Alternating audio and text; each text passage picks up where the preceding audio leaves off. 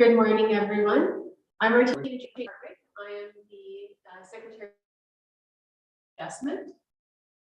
This morning, our chair is not able to join us as his signal is quite weak. But what we were thinking we would do instead is we would ask our member Rod Manley to be our chair instead. We do have quorum with Mr. Manley and Mr. Lamar here in person, and then Mr. Patterson is online. So with the quorum in attendance, I would like the committee to pass a motion to allow Mr. Manley to be our chair today. I would move that motion.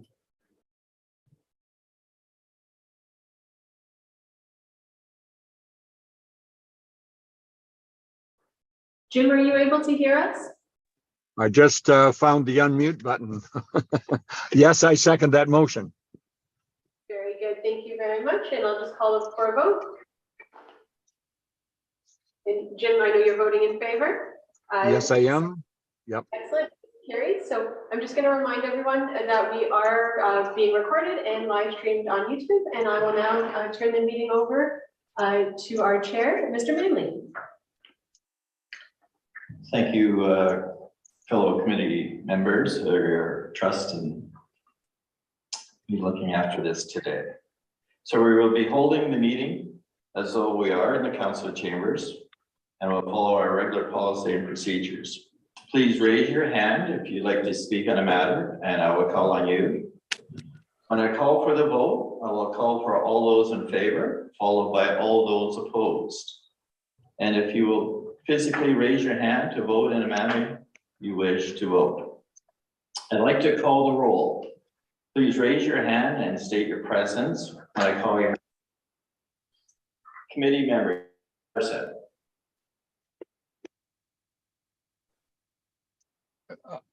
I think you may have asked for me, Jim Patterson. Yes. I'm sitting in a parking lot, and the signal is okay. Okay, thank you, Jeff. Mark Porter. Mark has not joined us as of yet. Thank you. Robert. Here. And myself. Staff, Secretary Martina, Good and morning. Planner Christina. Present.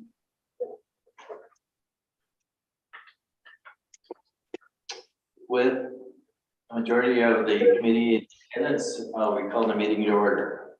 Disclosure of pecuniary interest. Ask committee members if there is any pecuniary interest. Martina, can you explain if there is any question? That's just the directions you see. You just need to Okay. ask if anyone on the committee has any pecuniary interest today. Yes. Does anybody have any pecuniary interest on this matter before us? No. So start off, we're going to ask for the approval of minutes, the Committee of Adjustment minutes for April 21st, 2023. I need a mover and a seconder, please. I'm happy to move that. I will second that. And all in favor? I am in favor. Thank you. Minor variance application 4.1 A0523 County Report Planning 2023-24. So traditionally what we do at this point is we turn the meeting over to Christina and she'll review the planning report for the committee. And then after that, the committee can ask questions, and then the applicant and their agents can speak to the application or ask any questions that they may have. Very good. Christina, it's all yours. Good morning. Thank you, everyone. This is a hybrid meeting and I appreciate everyone who's joining. Thank you, committee members and the public. So this is the public meeting for minor variance application file number A-05-23. And the committee has before them report planning 2023-24 with the following recommendation. that the committee review and consider all verbal and written comments received regarding minor variance application file A-05-23, that the committee approve minor variance application A-05-23 as requested for the life of the structure to facilitate the issuance of a building permit for the construction of a new 2-story detached recreational dwelling with a gross floor area of approximately 439.25 square meters, as shown on the site plan prepared by Sandra Gava, architect, dated June 7th, 2003, attached to the decision as Schedule A, and to bring the proposed construction into compliance with the zoning bylaw. This variance is deemed to be minor in nature and is appropriate for the development of this land. The application maintains the general intent and purpose of the official plan and zoning bylaw. Approval is recommended conditional on the following. Roman numeral 1, obtaining any necessary permits from ORCA, Douro-Dummer Building Department, and other required ministry agency. Number 2, that verification from an Ontario land surveyor be provided to the township's chief building official after the structures are framed to confirm that all setback requirements have been met and to ensure compliance with any relief granted by the decision of the committee. Number 3, that prior to the issuance of a demolition/building permit, a copy of the detailed report prepared by Northeastern Archaeological Associates Limited and acceptance by the regulating ministry, Hiawatha First Nations and Curve Lake First Nation be provided. Number 4, that prior to the issuance of any permits, it is demonstrated to the satisfaction of the Otonabee Region Conservation Authority that the slope will not be compromised during construction and the proposed footing foundation is satisfactory to ensure the dwelling will remain on stable soils and no additional information or studies are required. Number 5, that a mitigation measures agreement be entered into between the owner and the municipality, which would ensure the recommendations outlined in section 10 of the scoped environmental impact study prepared by Oak Ridge Environmental Limited, dated June 2023, are implemented prior to the issuance of a demolition and building permits and prior to the building permit final inspection being given. The current fee for the township to execute this agreement is $250. And finally, item 6, that if any archaeological artifacts are found during construction, that all development shall be halted immediately and the proper agency be contacted. So via her agent, WND Associates, the owner of the property, Arlene Cowie, has applied for a minor variance on her property located at 1604 Julia's Creek Road West. Kevin McCrow of WND Associates is in attendance today, along with Sandra Gava, the architect, Kevin Cowie, and Arlene Cowie. The owners wish to demolish the existing 1-story detached recreation dwelling with a gross floor area of approximately 271.88 square meters and construct a new 2-story detached recreational dwelling with a gross floor area of approximately 439.25 square meters. The purpose of the minor variance is to permit a reduction of the 30-meter water yard setback for the proposed new construction, recognizing the existing deficient water yard with the closest point being set back 11.10 meters and no further encroachment being made. This is as shown on the site plan prepared by Sandra Gava, architect, dated June 7th, 2023, and attached to the report. Notice of the public meeting was given on July 14th, 2003 by ordinary mail and email to all prescribed persons and public bodies and to every person and public body that has provided a written request for notice. Notice of the public meeting was circulated by ordinary mail to every owner of land within 60 meters of the subject property. 2 signs were posted on the property on the water frontage and on the road frontage, and the notice was posted on the township website. The giving of notice complies with the applicable regulations of the Planning Act. There were no written or verbal comments received from members of the public. Senior staff of the township have not identified any concerns. The following comments were received During the pre-consultation, Curve Lake First Nation requested that a stage 1 and 2 archaeological assessment be completed. The owners engaged Northeastern Archaeological Associates, who confirmed that a stage 2 assessment has been completed.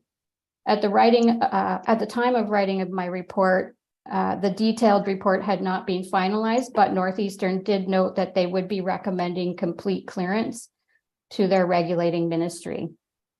Comments were also received from Hiawatha First Nation on July 20th, 2023, requesting to see an archaeological report. A copy of the stage 1 and 2 archaeological assessment was provided to township staff yesterday, and the agent also provided a copy of the assessment directly to Curve Lake First Nation and Hiawatha First Nation. The assessment did not discover any material of cultural significance or otherwise, and does recommend that no further archaeological work is required within the development boundaries. If any archaeological resources should be discovered during the course of development, all excavation must stop immediately, and any archaeologist must be contacted. Any further development proposed on the subject property that extends beyond the assessment boundaries will require additional archaeological assessment. So ministry acceptance of the assessment is still outstanding. However, given that the assessment has been provided to the 2 First Nations, staff are suggesting that condition number 4 be revised to read as follows. That prior to the issuance of a demolition building permit, acceptance of the stage 1 and 2 archaeological assessment prepared by Northeastern Archaeological Associates Limited, dated August 2nd, 2023, be provided by the regulating ministry. As of the writing of this report, there have been no other written or verbal comments received from the prescribed persons or public bodies. However, the following comments were received after the writing of the report. Otonabee Region Conservation Authority correspondence received July 25th, 2023. The following comments: autonomy conservation mapping and the circulated topographic survey indicate that the flooding hazard associated with Stony Lake and brackets 235.35 meters CVGD 2013 is present at the shoreline of the property. However, the proposed development is outside the area of the known flooding hazard or within or adjacent to any known or erosion hazards. Therefore, Autonomy Conservation is of the opinion that the application is consistent with section 3.1 of the provincial policy statement referencing natural hazards. An ORCA permit will be required prior to any development or site alteration. And finally, the subject property is not located within an area that is subject to the policies contained in the source protection plan. So based on the comments received from ORCA, staff suggests that condition number 3 is no longer required and can be removed from the recommendation. With that, I will turn it back to the chair for any questions from the committee and the public. Thank you, Christina. And maybe we could also note that member Mark Porter has joined us. May I ask if there's any further information from the applicant or the agent that they would like to bring forward at this time, please? Through you, Mr. Chair, this is Kevin McCrow speaking from W&D Associates.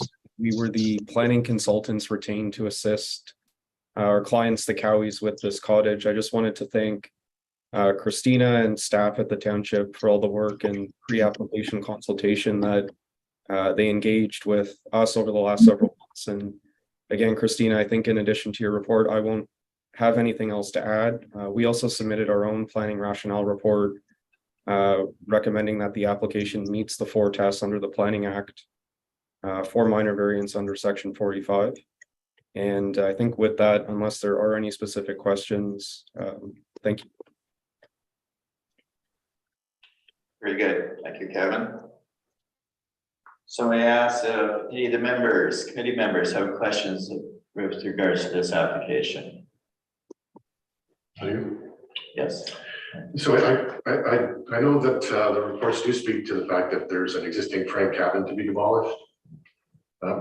Is that something we would typically include as a condition, Christina, for approval, or is it a requirement that the frame cabin be demolished? Thank you, through you, Chair, to Mr. Lamar. The requirement is not necessary for the cabin to be demolished. It was just additional information provided for the committee and in terms of the complete development of the property, but it's not impacting lot coverage. It's not required to be done in support of this application. Thank you. Anything further, Mark? Thanks, everyone. So I've had a good look at the report. I think it's well laid out. The rationale makes sense. I do have one question, and in all honesty, this may not be in the scope of the application for minor variance, but I'm looking at the aerial photo in particular, and the one thing that stands out to me, unless I misunderstand, it doesn't appear that there's any parking on the lot. Is that accurate? It almost looks like there's a roundabout that's probably adjacent to the road but not on the property. Is that, I mean, it's obviously been that way for forever, forever. Is that a concern given the development of the property? Is that something to be corrected or dealt with at this time? Through you, Chair, I can speak to what I know. I would agree with what I can see on the air photo. The applicant may be able to explain their parking requirements. When issuing a building permit, our building department will ensure that everything else in the bylaw is complied with, including the parking requirements.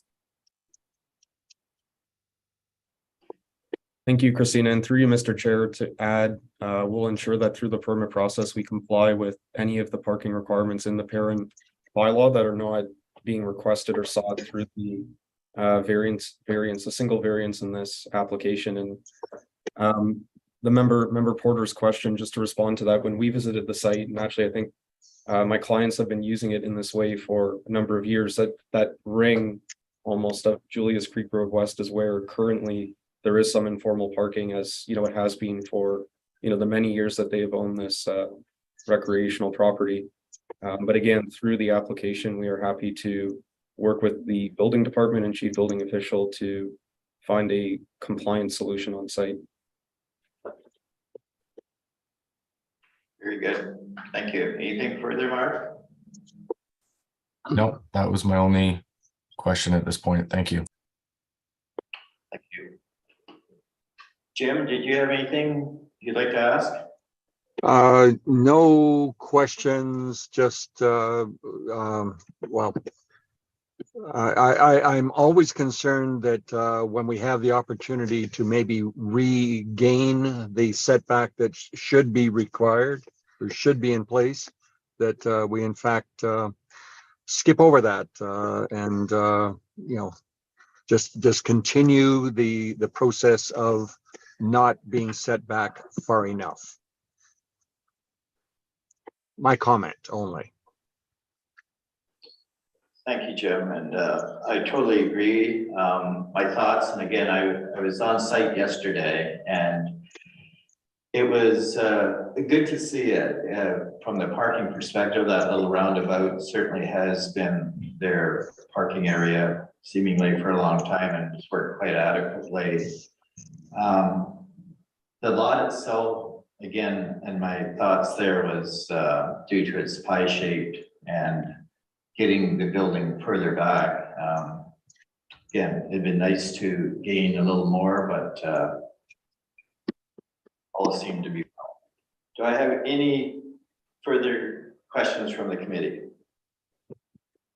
Is there any members of the public that would like to speak for or against this? Do we have anybody else with us? Nobody else online? And can I clarify that, Christina, that there was no comments received with regards to this? Through you, Chair, that's correct. There were no other comments received from members of the public. Okay, thank you very much for that. So based on that, if nobody has any questions, we certainly from the members to entertain a motion on behalf of this application. I would move the recommendation, Mr. Chair. I think the application certainly received an appropriate level of scrutiny. A number of professionals were involved in determining the appropriateness of the development from a variety of standpoints. So I feel comfortable in recommending the passage of the recommendation as it's been drafted. A seconder? Seconder Mark? Christina, did you have a comment? I just wanted to make sure for the committee's benefit, thank you, that the recommendation is as revised based on the verbal today. Thank you. Thank you, Christina. Any further comments on this, Mark? No? Jim, would you like to add anything? Nope.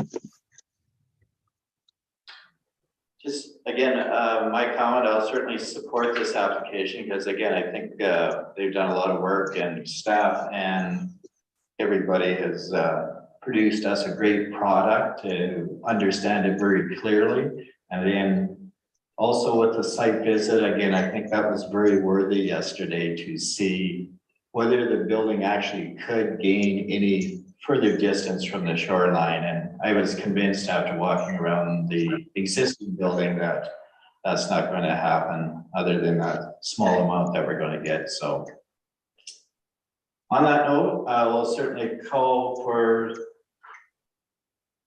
everybody's approval of this motion as revised. All in favor? I'm in favor. I am. Approved. Everybody's in favor.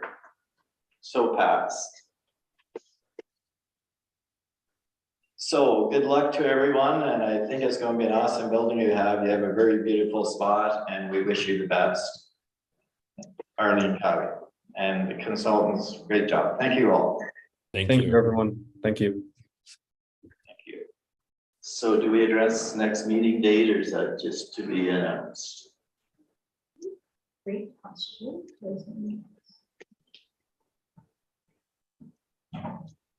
I can speak to that through you, Chair. At the moment, we don't have any additional applications before us, so we'll leave the next date to be determined. Very good. Thank you, Christina. So adjournment, call for a vote to adjourn the meeting. Got a motion to adjourn. Mark, second by, I Jim, heard Jim. I heard Jim. All in favor? Thank you very much, committee members and all those attended. Christina. And again, I guess that's all. Right? That's it.